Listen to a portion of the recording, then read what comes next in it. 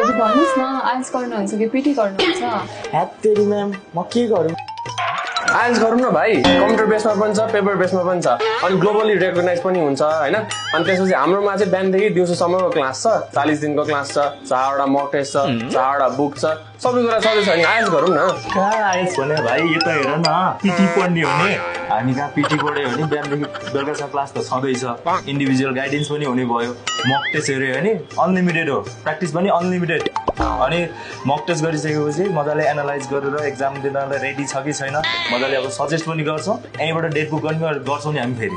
कहाँ भाइ, हाम्रो आइएल्स पनि अनलिमिटेड प्र्याक्टिस मटेरियल्सहरू छँदैछ, प्लस मेरो टेस्ट एपबाट बुक गऱ्यो 3000 रुपियाँ अफ पनि छ नि।